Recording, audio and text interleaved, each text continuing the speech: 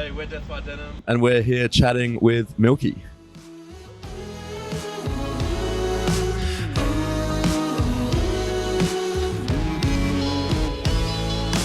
Watching over golden lanes, you're talking to my conscience. Concept left in the shade. So my brother got married to a girl called Tara who introduced me to this man, and I never knew him before that. I fell in love with his voice and his personality. I love you, Nick. It's always been love. And then I already knew George, who was a good friend of mine, so he played bass and started jamming, and he brought Hamish along, and 5 to 6 years later, here we are at the pier. I wouldn't call it a COVID album, but it was written in the second year of our COVID experience, I would say. And we were all going through a lot of different things. It was kind of introspective, and I guess we had nothing else to do but write a lot of songs at the time.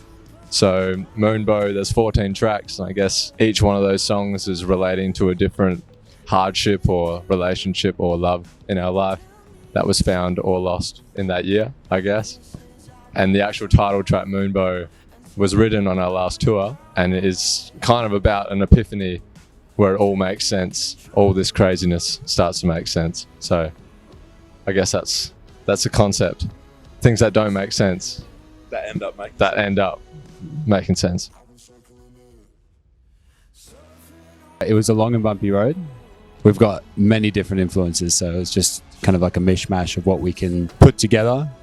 We ended up just piling more and more instruments and effects and different techniques in the studio. I think on the album before this one, we went real dense. So now we stripped it back a little bit for this one. Yes. Yeah. I reckon in the one after this, we'll strip it back even more maybe. Or maybe we'll just go ham. Who knows? But it's, the synths have definitely come in. We're doing different stuff with the drums, adding more compressors and reverbs on the drums and stuff. So it definitely has gone to a new level sonically, I think.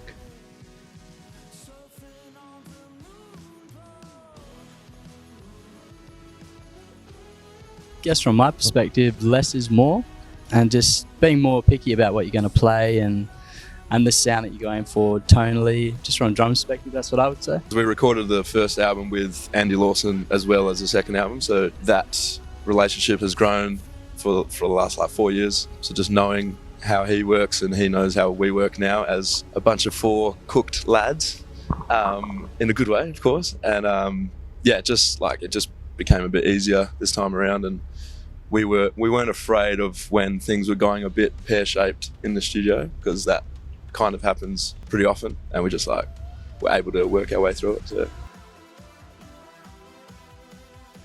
we started by pretty much as soon as we recorded our last album, or after we released it maybe, went back into the studio and recorded 3 songs, and they had 3 distinct vibes, sort of like an indie rock spec, a R&B psychedelic rock fusion, and then like a synth dancey sort of thing. And then we just went by that, sort of went with the 3 different ideas and vibes. I hate saying that word, but vibes.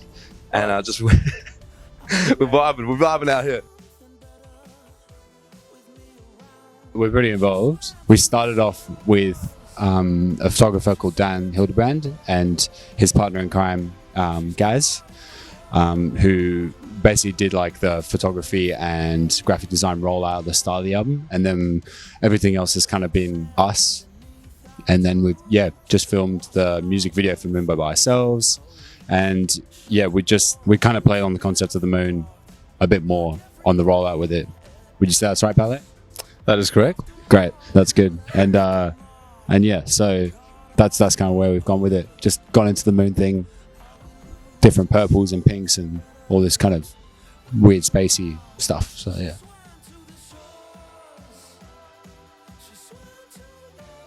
Oh, it's tough. I've got 2, but I'm gonna say Shores only because it's pretty accessible. The song, it's like got a good tempo to it. Most people that would listen to it would probably enjoy it. So based off that, I'd tell them to listen to Shores. But a personal favourite of mine that I like is First Time It Was Snowing, just because to me, it's a little bit more musically involved. But yeah, Shores probably off the top of my head. I'd say to encapsulate the whole album, I'll probably go with Moonbow. Kind of brings everything in, the rock, the synth, the disco, everything. So We're going to go all different here, I reckon. I'm going to go with Fool's Gold because it's something that is slightly different from us and potentially what we're going to go into from here on in. So I'll go Fool's Gold. I'll agree with Hames Mac over there. There's a song called The First Time It Was Snowing.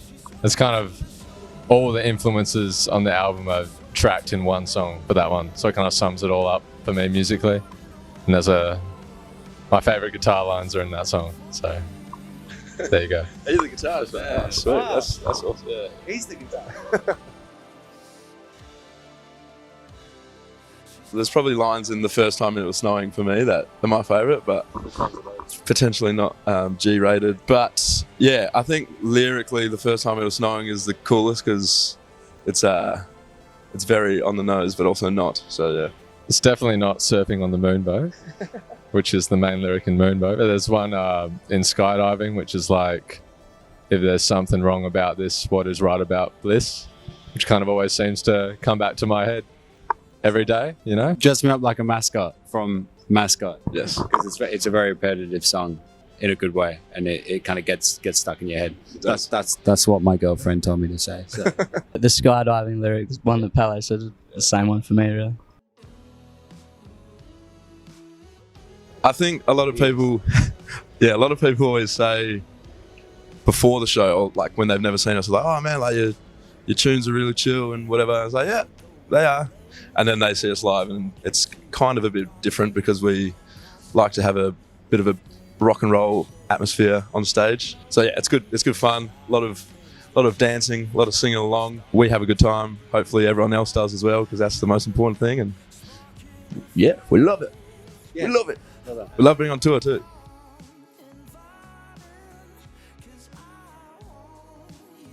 So that's kind of like been the biggest part of, I'd say, our success, obviously apart from the music, but the fact that when we do these shows, we go out and we kind of hang out with our fans and get to know them, get to know where they come from, and that's why tour is so good, because everybody's different, everybody's got a different outlook on life. This tour was different because we couldn't see anyone, and we would chill in our hotel room until the show, and then after the show we'll go right back to playing Smash Brothers in the hotel room. So it's been hard this tour, but it definitely influences how we see the tour, and we take those experiences back home and put them in the song. until it all ignites, taking control.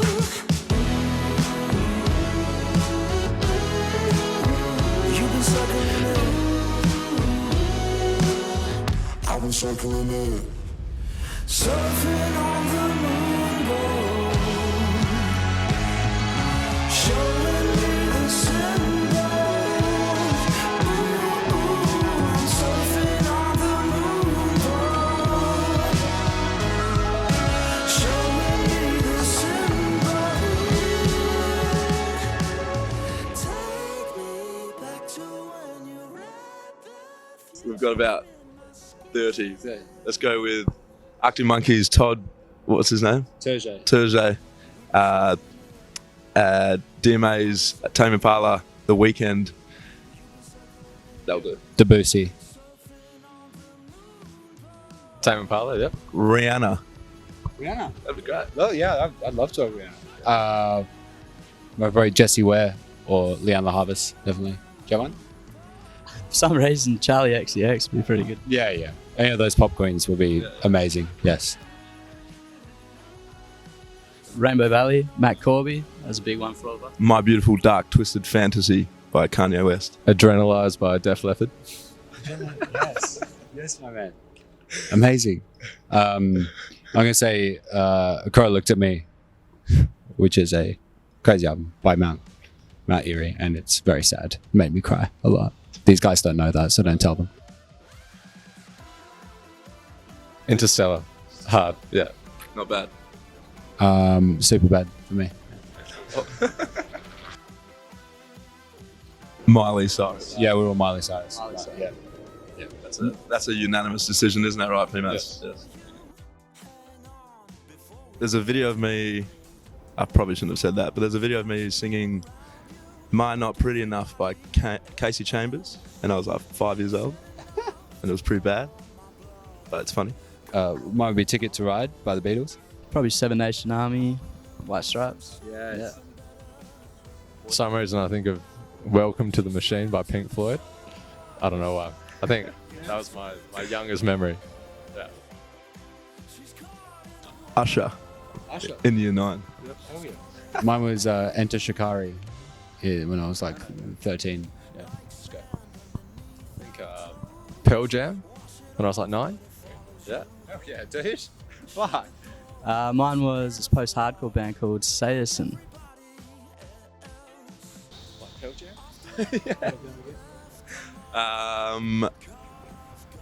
It wasn't a concert, but I think Catfish and the Bottlemen at Southbound a few years ago was quite great, and that was when we were just starting out as a band, so it was like hard. Mine's definitely Kanye. Yeah, Kanye in 2012. J. Cole was pretty good. Arctic Monkeys and Queens of Stone Age. Yes. Mine was I moved straight up Hybrid Theory by Linkin Park.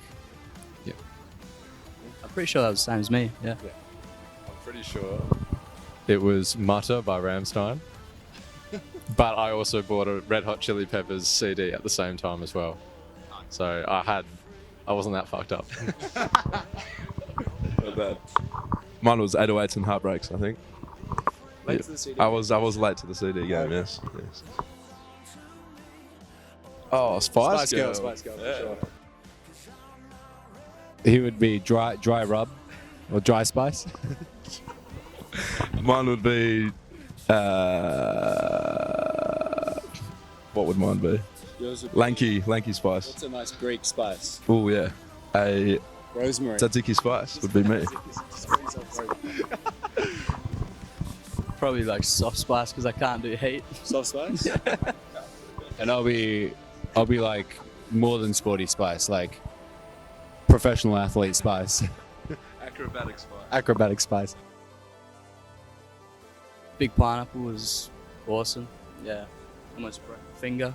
And then had to get on stage and just pretend like nothing happened. But it was great. It was such a good show. Probably go just a few days ago. Melbourne was at the SB, sold out. It was pretty cool. I think I know what you're gonna say. What are you guys? What am I gonna say? The Lansdowne last year. Ooh. Falls Festival in Fremantle a couple of years ago, mainly because of the after party with all the crew. That was pretty special, I think. Lewis Capaldi is a good man. And I'll probably go with Southbound in 5 years ago because it was our first festival appearance and it was very special and 10 people showed up and it was amazing. Mine would be the debut album from The Script, titled The Script. The best songwriting ever, still to this day. I love The Script. I'm going to go with Harry Styles. Who's not a guilty pleasure because I think we're very open about how much we like Harry Styles, but yeah, it's great tunes. There's a band called Winger from the 80s that these guys always give me quite a lot of shit for, but can't help but crank it out every now and then. Thanks, mate. Mine's Sam's Harry. Yeah. Oh, the Beatles, yeah, it's tough to go past the Beatles, Yeah. isn't it? I mean, I'll go Beatles or I'll go probably Beatles or Michael Jackson. I'll probably go Michael Jackson more than Beatles, just for the realm where we are occupying. Yeah, pretty, probably those two cats. Don't get stupid drunk on the first day you fly into a city. For God's sake, stop doing it. Yeah, probably a good one. Don't get super drunk before a show. it's just all about not drinking. Nah, actually, it would be no advice. You live through it. Like, you go for it. No advice. Yeah. You got any advice? Everything happens the way it should. Okay.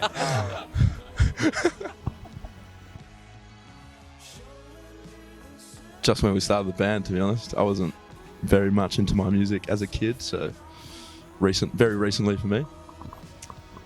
I think I was pretty deep into it but I was playing like a solo gig at a really shitty pub, and I enjoyed it so much. I was like, actually, I could do this for the rest of my life.